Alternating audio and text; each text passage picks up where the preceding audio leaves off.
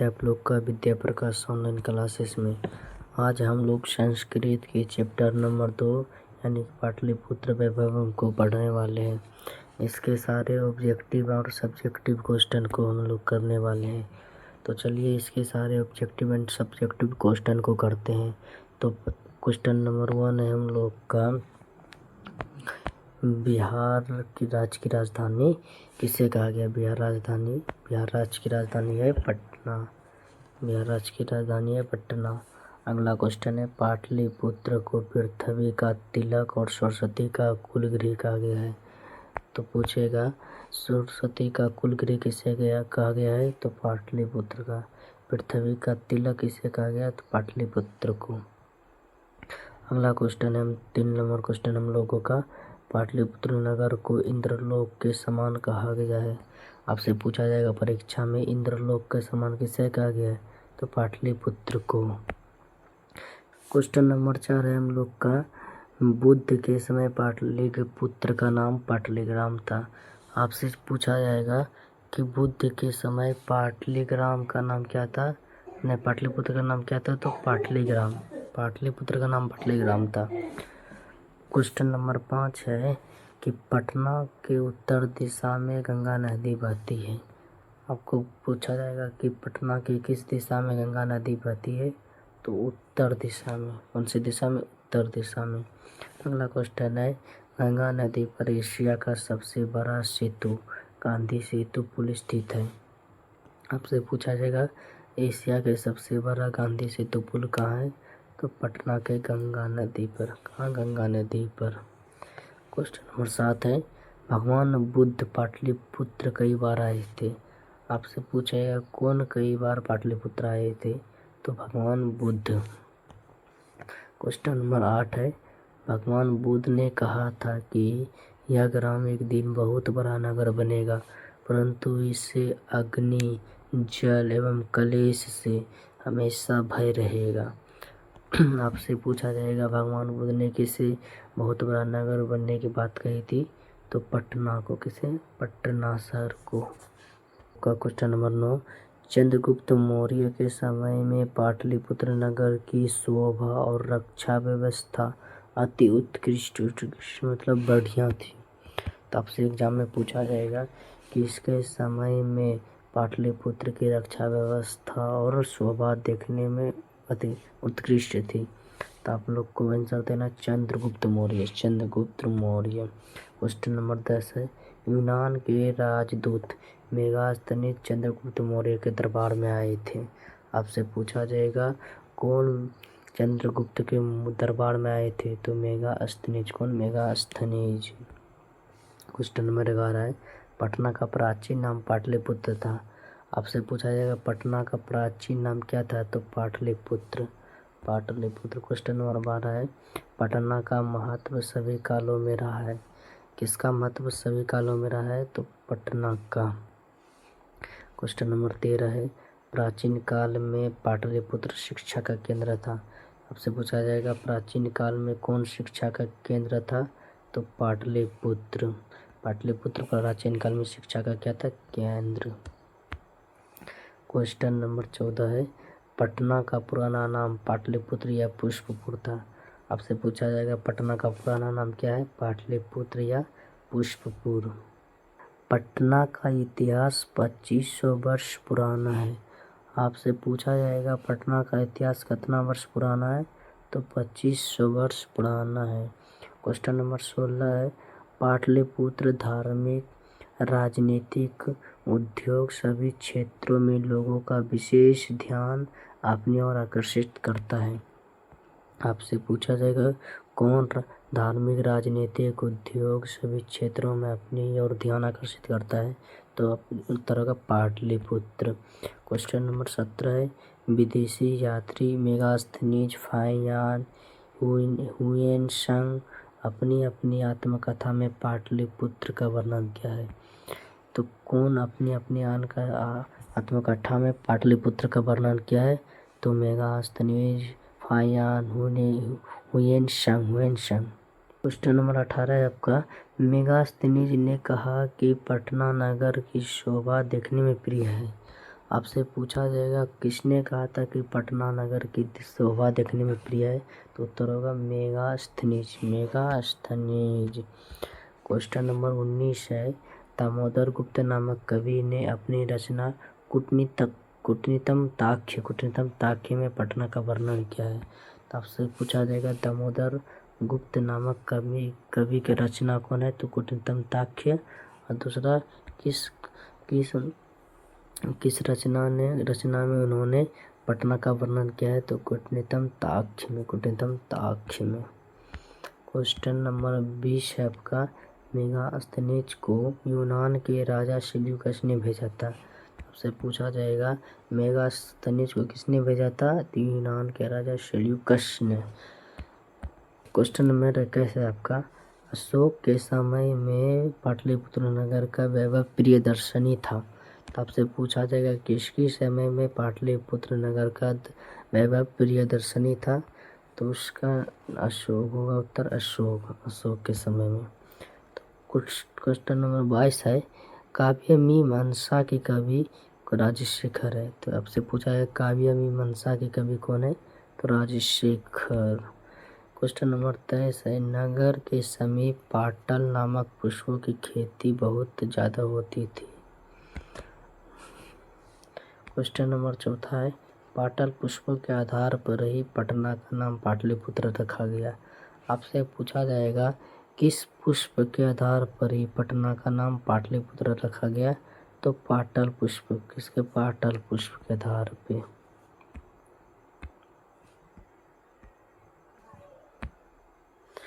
Question number 25 है आपका, पटना शब्द पतन शब्द से बना है। आपसे पूछा जाएगा पटना शब्द किससे बना है, तो पतन शब्द। बहुत इम्पोर्टेंट क्वेश्चन ही है। क्वेश्चन नंबर 26 है आपका कि क्वेश्चन नंबर 26 है आपका कि क्वेश्चन नंबर 26 है आपका, पाटलिपुत्र में शरद काल में गुप्त वंश के शासन काल में कौमुदी महोत्सव मनाया जाता था। तो पूछा जाएगा किस काल में कौमुदी महोत्सव मनाया जाता है, तो शरद काल में। किसके वंश में, तो गुप्त वंश में। क्वेश्चन नंबर 27 है, कौमुदी महोत्सव की तुलना दुर्गा पूजा से की गई है। आपसे पूछा जाएगा कौमुदी महोत्सव की तुलना किससे की गई है, तो दुर्गा पूजा से की गई है। क्वेश्चन नंबर 28 है, मध्यकाल में पटना लगभग 1000 वर्ष तक जीर्ण शीर्ण रहा है। आपसे पूछा जाएगा पटना लगभग कितने वर्ष तक जीर्ण शीर्ण रहा है, तो 1000 वर्ष तक जीर्ण शीर्ण रहा है। 29 नंबर क्वेश्चन है, पटना नगर की पालिका देवी पटन देवी है। आपसे पूछा जाएगा पटना नगर की पालिका देवी कौन है, तो पटन देवी है पटना नगर की पालिका देवी। क्वेश्चन नंबर 30 है, मुगल वंश के काल में पटना और समृद्ध हुआ था। आपसे पूछा जाएगा किस वंश के काल में पटना और समृद्ध हुआ था, तो मुगल वंश के काल में। अगला क्वेश्चन है, अंग्रेजों के शासनकाल में पाटलिपुत्र का बहुत विकास हुआ। आपसे पूछा जाएगा किसके शासनकाल में पाटलिपुत्र का बहुत विकास हुआ, तो अंग्रेजों के शासनकाल में। क्वेश्चन नंबर 32 है, गोलघर पटना में स्थित है। आपसे पूछा जाएगा गोलघर कहाँ स्थित है, तो पटना में। गोलघर कहाँ स्थित है, पटना में। क्वेश्चन नंबर 33 है, गोलघर का निर्माण 1786 ईस्वी में हुआ था। आपसे पूछा जाएगा गोलघर का निर्माण कब हुआ था, तो 1786 ईस्वी में। गोलघर का निर्माण अनाज रखने के लिए किया गया था। आपसे पूछा जाएगा गोलघर का निर्माण किस लिए किया गया था, तो अनाज रखने के लिए। क्वेश्चन नंबर 35 है आपका, पाटलिपुत्र मध्यकाल के समय में पटना के नाम से प्रसिद्ध हुआ। आपसे पूछा जाएगा पाटलिपुत्र कब पटना के नाम से प्रसिद्ध हुआ, तो मध्यकाल में। कब, मध्यकाल में। क्वेश्चन नंबर 36 है, मुगल काल में पटना का उद्धार हुआ। आपसे पूछा जाएगा किस काल में पटना का उद्धार हुआ, तो मुगल काल में। क्वेश्चन नंबर 37 है, गुरु गोविंद सिंह का जन्म पटना में हुआ था। तो पूछा जाएगा गुरु गोविंद सिंह का जन्म कहाँ हुआ था, तो पटना में। कहाँ, पटना में। अगला क्वेश्चन है आपका, गुरु गोविंद सिंह सिख संप्रदाय के 10वें और अंतिम गुरु थे। बहुत इंपॉर्टेंट क्वेश्चन ये आपसे पूछा जाएगा, गुरु गोविंद सिंह संप्रदाय के कौन गुरु थे? तो 10वें और अंतिम गुरु थे, 10वें और अंतिम गुरु थे। क्वेश्चन नंबर 39 है, मुद्रा राक्षस ग्रंथ में पाटलिपुत्र शहर की प्राचीनता का संकेत है। आपसे पूछा जाएगा, पाटलिपुत्र शहर की प्राचीनता का संकेत किसमें है? तो मुद्रा राक्षस ग्रंथ में, मुद्रा राक्षस ग्रंथ में। यहाँ से आपका सारा ऑब्जेक्टिव समाप्त हो गया, आपका यहाँ सारा ऑब्जेक्टिव समाप्त हो गया। अब हम लोग सब्जेक्टिव को देखने वाले हैं। चलिए आप सब्जेक्टिव को पढ़ते हैं। चलिए अब 2 अंक के प्रश्न को हम लोग पढ़ने वाले हैं। तो आपका एक प्रश्न नंबर 1 है, पटना के मुख्य दर्शनीय स्थलों का उल्लेख करें। पटना के मुख्य दर्शनीय स्थलों का उल्लेख करें। तो उत्तर है आपका, पटना के मुख्य दर्शनीय स्थल संग्रहालय, उच्च न्यायालय, सचिवालय, गोलघर, तारामंडल, जैविक उद्यान, मौर्य कालिक अवशेष, महावीर मंदिर, गुरुद्वारा इत्यादि है। तो पटना का मुख्य दर्शनीय स्थल कौन कौन है? सचिवालय, उच्च न्यायालय,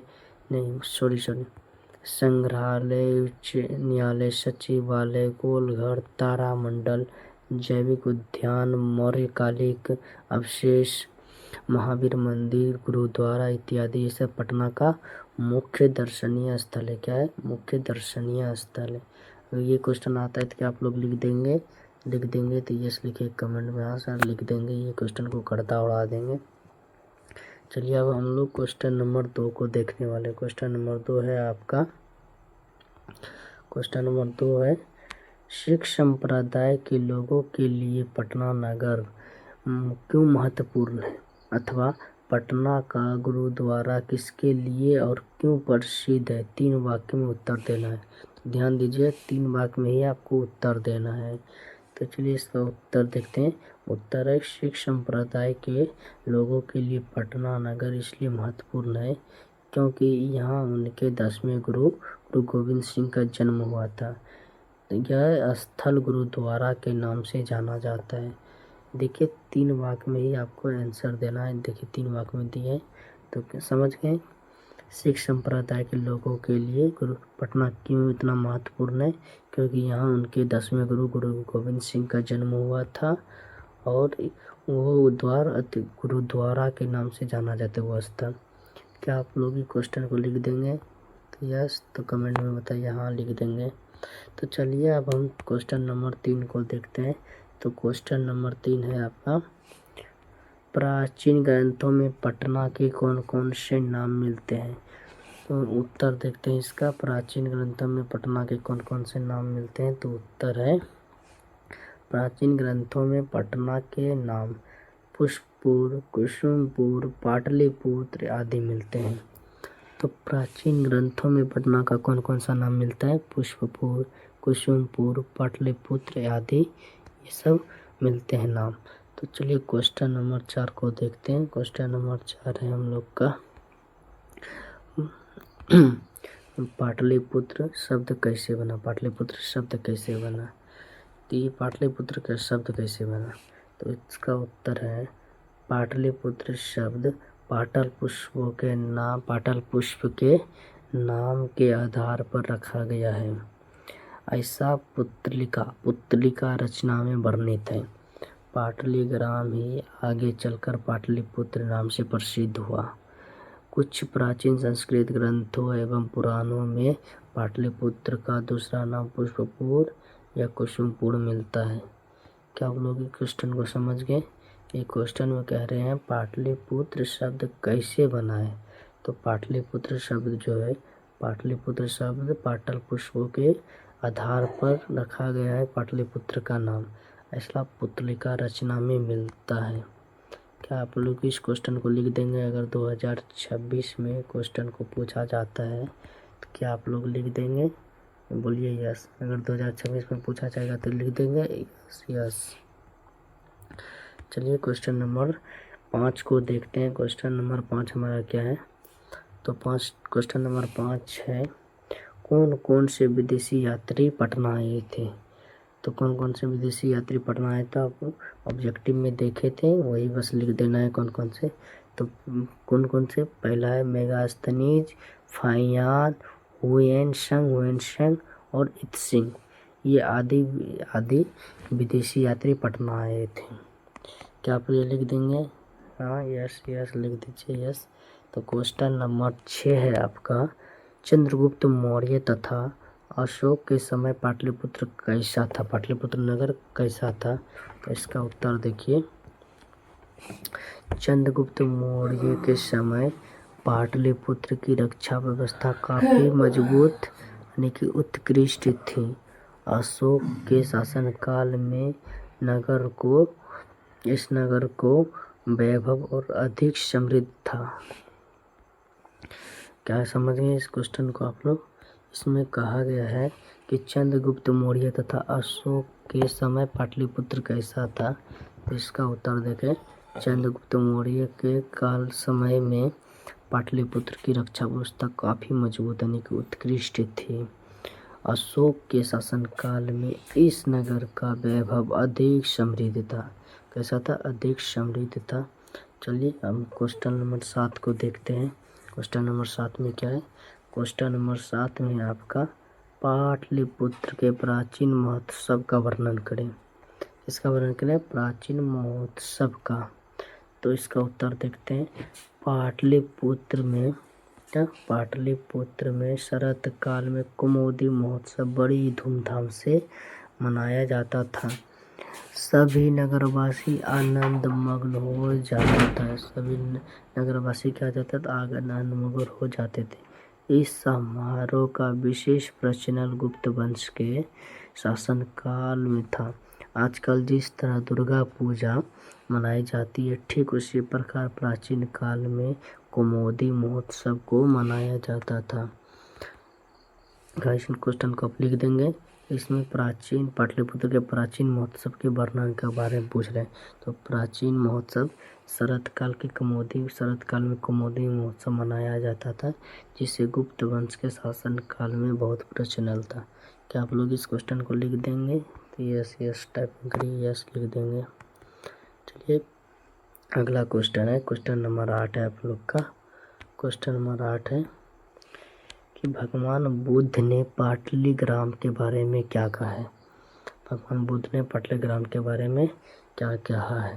तो इसका उत्तर है, भगवान बुद्ध प्राचीन काल में अनेक बार पाटलिग्राम आए थे। कहाँ आए थे? पाटलिग्राम। यहाँ आकर इस गांव के महत्व को बढ़ाया था और उसी समय उन्होंने कहा था कि यह गांव एक दिन महानगर बनेगा। क्या बनेगा? महानगर, यानी कि बहुत बड़ा नगर बनेगा। परंतु यह नगर को आग, जल और कलह से भयभीत रहना पड़ेगा। हमेशा क्या रहना पड़ेगा? भयभीत। पाटलिपुत्र को किससे भयभीत रहना पड़ेगा? आग, जल और कलह से, इस तीनों से भयभीत रहना पड़ेगा। क्या इस चीज़ को आप लिख देंगे? अगर 2026 में पूछेगा तो क्या इस चीज़ को आप लिख देंगे? यस लिख देंगे सर। चलिए क्वेश्चन नंबर अगला है आपका, क्वेश्चन नंबर 9 है। क्वेश्चन नंबर 9 है आप लोग का, पटना में कुमुदी महोत्सव कब मनाया जाता था। पूछ रहे हैं आपसे, पटना में कुमुदी महोत्सव कब मनाया जाता है। तो इसका आंसर है, पाटलिपुत्र में शरत काल में कुमुदी महोत्सव मनाया जाता था। यह महोत्सव गुप्त वंश के काल में होता था। उस समय सभी लोग आनंदमग्न हो जाते थे। क्या इस चीज़ को आप लिख देंगे? यस टाइपिंग करिए। हाँ सर लिख देंगे, इस चीज़ को लिख देंगे, अच्छा से लिख देंगे। तो चलिए क्वेश्चन नंबर 10 को देखते हैं। क्वेश्चन नंबर 10 है हम लोग का, राजशेखर ने पटना के संबंध में क्या लिखा है। तो आंसर इसका, राजशेखर ने अपनी काव्य मीमांसा में लिखा है पाटलिपुत्र शिक्षा का एक प्राचीन केंद्र था। पाटलिपुत्र किसका केंद्र था? शिक्षा का। पाटलिपुत्र शिक्षा का एक प्राचीन केंद्र था। यहाँ अनेक विद्वान, संस्कृत विद्वान हुए हैं। यहाँ से पाणिनि, पिंगल, बीआईडी, बररुचि, पतंजलि आदि ख्याति पाई है। क्या आप लोग इस क्वेश्चन को लिख देंगे? समझ गए? इसमें कह रहेगा राजशेखर ने पटना के संबंध में क्या लिखा, इसके बारे में आपको लिखना है। तो राजशेखर ने पटना के बारे में कहा है कि ये पाटलिपुत्र शिक्षा का एक केंद्र था, प्राचीन केंद्र था। यहाँ अनेक संस्कृत विद्वान हुए, जैसे कि पाणिनि, पिंगल, वैडी, बररुचि, पतंजलि आदि। ये सब कहाँ से ख्याति पाई है? तो पटना से। कहाँ से? पटना से। आपका सब्जेक्टिव भी ख़त्म हो चुका है। अगर आप ये क्वेश्चन को बना देंगे तो ये लिखिए, अगर आप पूरे जितना 40 ऑब्जेक्टिव, लगभग 40 ऑब्जेक्टिव थे और 10 सब्जेक्ट, अब इसको अगर आप लोग याद कर लेते बढ़िया से तो आपके एग्ज़ाम में 5 से लेके 7 नंबर तक, 5 से लेके 7 नंबर तक ज़रूर आ जाएगा, 7 अंक तक आएगा। तो चलिए धन्यवाद, मिलते हैं आपको अगले वीडियो में।